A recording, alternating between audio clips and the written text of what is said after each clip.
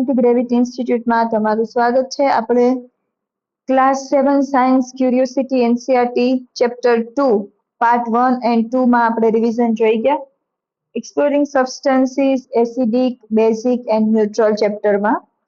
હવે આપણે એના પ્રેક્ટિસ ક્વેશ્ચન લઈને આવ્યા છીએ એમસીક્યુ. 25 એમસીક્યુ છે, તમારે એક પછી એક સોલ્વ કરવાના છે અને રિઝલ્ટ ચેક કરવાનું છે કે તમને કેટલું આવડે છે કેટલું નહીં. ઠીક છે, ચલો જોઈએ. ફર્સ્ટ તમને ક્વેશ્ચન આપ્યો છે, પહેલા તમે ચેનલને છે એ સબસ્ક્રાઇબ કરી દો અને પછી અહીંયા પાછા આવો. ફર્સ્ટ ક્વેશ્ચન તમને આપ્યો છે, વિચ સબસ્ટન્સ ઇઝ એસિડિક. ચલો આમાં તમારે વિચારવાનું છે, આમ એસિડિક કયું છે? સોપ, ટૂથપેસ્ટ, લેમન જ્યુસ કે બેકિંગ સોડા? આમાં આપણે આ જોઈ ગયા છીએ, એમને જોતા જ ખબર પડી જાય શું આવશે એમાં. ઓબ્વિયસ છે લેમન જ્યુસ. લેમન જ્યુસ છે એ કેવું છે? એસિડિક. ધેન સેકન્ડ ક્વેશ્ચન છે, એસિડ્સ ટેસ્ટ કેવું હોય? સ્વીટ હોય, બીટર હોય? અહીંયા લેમન જ્યુસ આવી જશે. ધેન એસિડ ટેસ્ટ કેવું હોય? સ્વીટ હોય, બીટર હોય, શોર હોય કે સોલ્ટી હોય? ખબર જ છે આપણને, ખાટું હોય સ્વાદે એટલે sour. Then which substance is basic? Basic substance નીચેનામાંથી કયું છે? વિનેગર, સોપ, લેમન જ્યુસ કે ટેમેરિન? તો શું આવશે? આ બધા ખાટા છે અને આ સોપ એક છે જે શું આવશે? બેઝિક સબસ્ટન્સ છે. Then question number 4,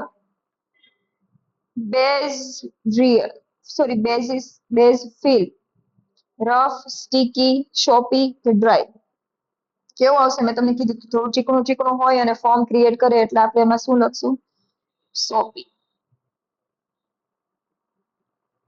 Then which is a neutral substance? Pure water, vinegar, soap solution or lemon juice? આમાંથી ન્યુટ્રલ કયું છે? પ્યોર વોટર છે એ, વિનેગર છે એ તો કેવું હોય? ખાટું હોય, ઈ એસિડ છે. સોપ સોલ્યુશન છે એ સોપ આવી ગયું એટલે સમજી લેવાનું કે એ બેઝ જ છે. લેમન જ્યુસ છે એ ખાટું હોય, એસિડ છે. તો વધ્યું કોણ? Pure water. તો એ શું આવશે? ન્યુટ્રલ સબસ્ટન્સ આવશે. Then blue litmus turn red in. Battery law.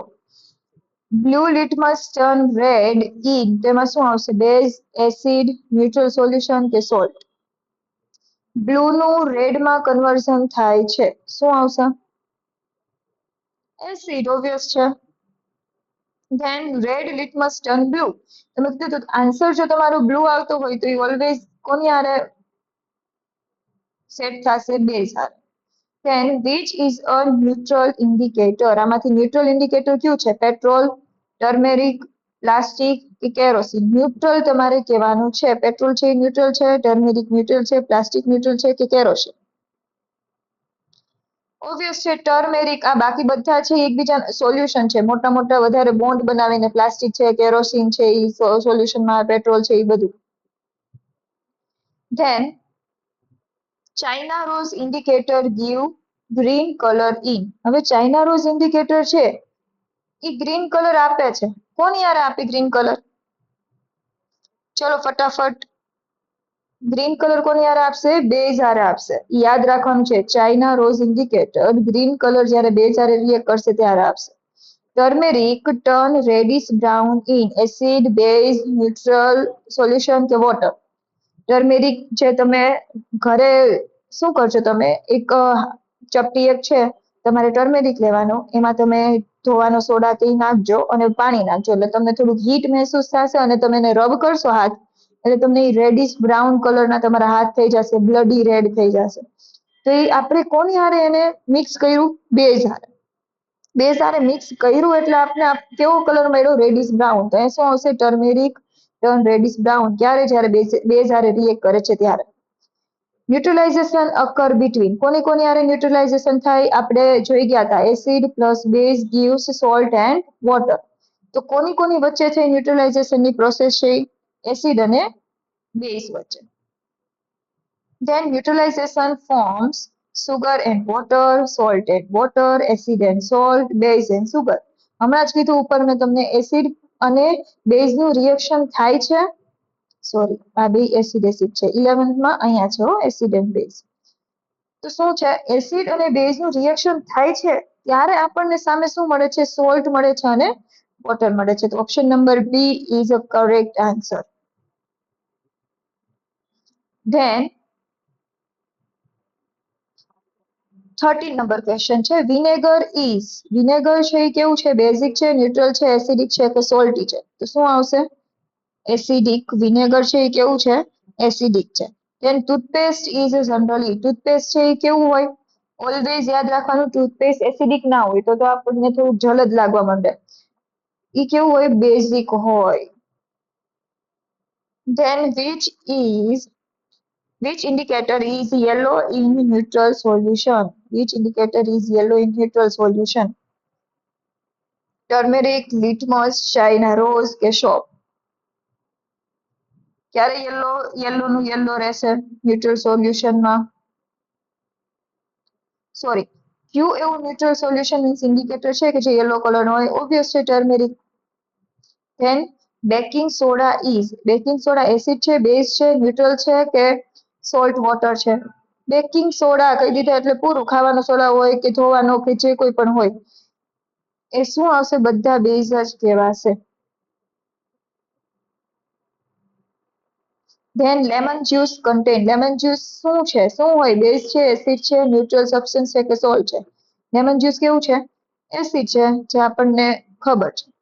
Which is not an indicator, આમાંથી ઇન્ડિકેટર કયું નથી? 3 ટાઈપના ઇન્ડિકેટર આપણે જોયા હતા, લિટમસ, ટર્મેરિક, ચાઇના રોઝ કે સુગર?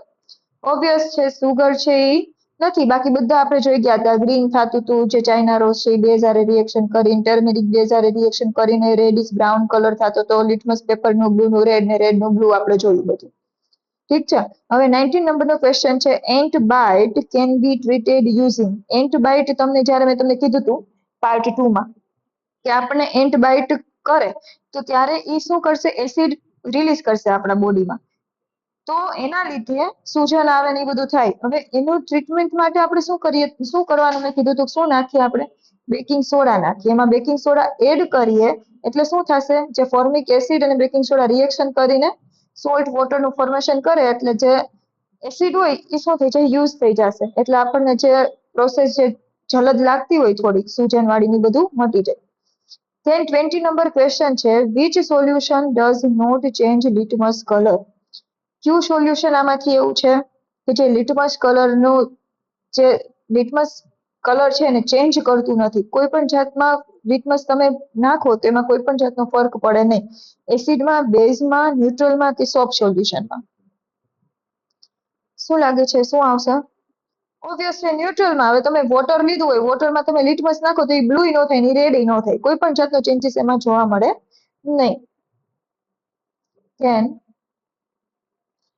21 નંબરનો ક્વેશ્ચન છે, soap solution turns red litmus. Soap solution છે એ રેડ લિટમસને કેવું બનાવે,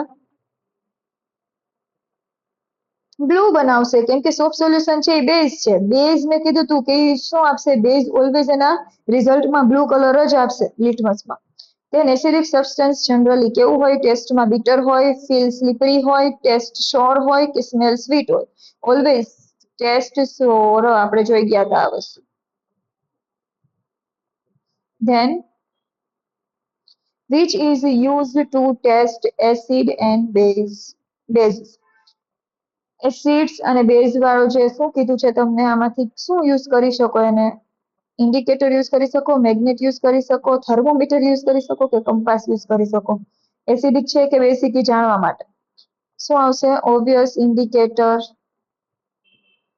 1024 number, farmers add lime to soil to. Farmer છે એ લાઇમ એડ કરે છે સોઇલમાં, શું કામે? કેમ કે એને એસિડિટી ઇન્ક્રીઝ થઈ ગઈ હોય એટલે. Neutralise acidic soil, acidity increase કરવા માટે, neutralise acidic soil, make soil salty, remove water, water remove કરવા માટે તો કે નહીં. ધેન મેક સોઇલ સોલ્ટી, નો. ન્યુટ્રલાઇઝ એસિડિક સોઇલ, કેમ કે એની સોઇલ જ્યારે એસિડિક થઈ જાય છે ને ત્યારે ન્યુટ્રલાઇઝ કરવા માટે શું કરે છે, લાઇમ વોટર એડ કરે છે. એટલે ઓલવેઝ આન્સર બી આવે. Which pair is correct? આમાંથી કઈ પેર કરેક્ટ છે? એસિડ બીટર હોય એ સાચું છે ખોટું? તો કે ખોટું છે. એસિડ છે એ સોર હોય. બેઝ છે એ સોર હોય, ખોટું છે. બેઝ છે એ કેવું હોય? બીટર હોય. એસિડ છે એ સોર હોય, યસ એસિડ સોર હોય. અને ન્યુટ્રલ છે, ન્યુટ્રલ લાઈક વોટર ને એ બધા શોપી હોય? નહીં, શોપી કોણ હોય? બેઝ ને એ બધા. તો આન્સર શું આવશે? સી. રેડી? જો તમને આ એમસીક્યુ થી ઘણી બધી હેલ્પ થઈ શકે અને અન્ડરસ્ટેન્ડિંગ આવે, તમે પેલા ચેપ્ટર જોયું, આપણે પાર્ટ 1 પાર્ટ 2 સમજ્યા, અને આમાંથી તમને ઘણું બધું શીખવા મળ્યું હશે, તો આવા જ પાર્ટ અલગ અલગ ચેપ્ટર્સના જોવા માટે સબસ્ક્રાઇબ કરો આપણી ચેનલને. And thank you. આપણે હવે નેક્સ્ટ ચેપ્ટર 3 લઈને આવશું.